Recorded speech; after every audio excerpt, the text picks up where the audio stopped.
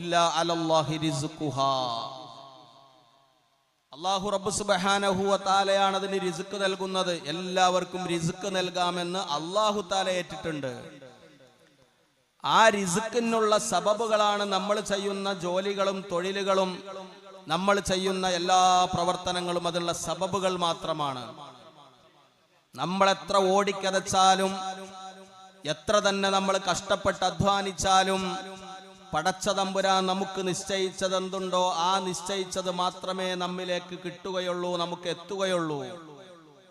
അതല്ലേ പരിശുദ്ധമായിരിക്കുന്ന നിസ്കാരം. 5 വഖത്ത് നിസ്കാരത്തിന്റെ ശേഷവും അള്ളാഹുവിന്റെ മുമ്പിലേക്ക് നമ്മൾ കൈകൾ മലർത്തിക്കൊണ്ട് പറയുന്ന ഒരു പ്രാർത്ഥനയുണ്ട്.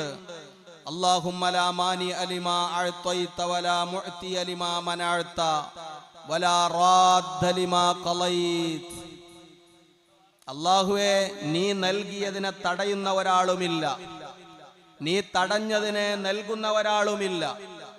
അല്ലാഹു നമുക്ക് തരണം എന്ന് കരുതിയ അല്ലെങ്കിൽ ഖദറാക്കിയ നിശ്ചയിച്ച ഒരു കാര്യം ലോകത്തുള്ള ആര് തീരുമാനിച്ചാലും അതിനെ തടയാൻ അവർക്ക് കഴിയൂല.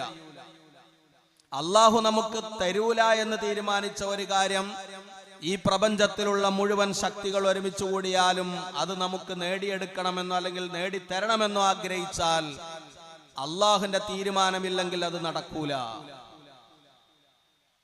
വലാ റാദ്ദ ലിമാ ഖളൈത. അല്ലാഹു തആല വിധിച്ചത്,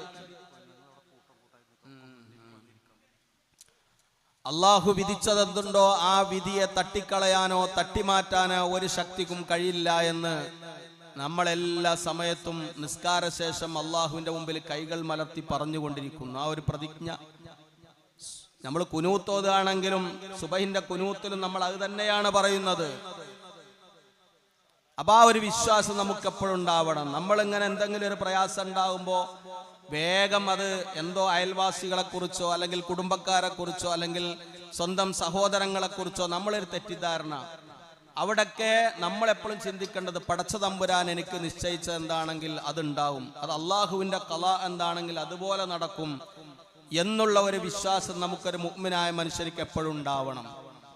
പിന്നെ മഹാനായിരിക്കുന്ന നബി സല്ലല്ലാഹു അലൈഹി വസല്ലമ തങ്ങൾ പ്രത്യേകം ശ്രദ്ധിക്കാൻ പറഞ്ഞ ഒരു കാര്യമാണ് അൽ ഐനു ഹഖ്കുൻ എന്ന് പറയുന്നത്, കണ്ണേർ എന്ന് പറയുന്നത്. കണ്ണേർ നമ്മളെപ്പോഴും സൂക്ഷിക്കണം. മഹാനായ യാക്കൂബ് അലൈഹി സ്വലാത്തു വസ്സലാം, പരിശുദ്ധമായ ഖുർആനിൽ കാണാം, യാക്കൂബ് അലൈഹി സ്വലാത്തു വസ്സലാം യൂസുഫ് അലൈഹി സ്വലാത്തു വസ്സലാമിന്റെ അടുക്കലേക്ക് തന്റെ മക്കളെ റേഷൻ വാങ്ങാൻ വേണ്ടി, ഭക്ഷണം വാങ്ങാൻ വേണ്ടി പറഞ്ഞയക്കുന്ന സമയത്ത്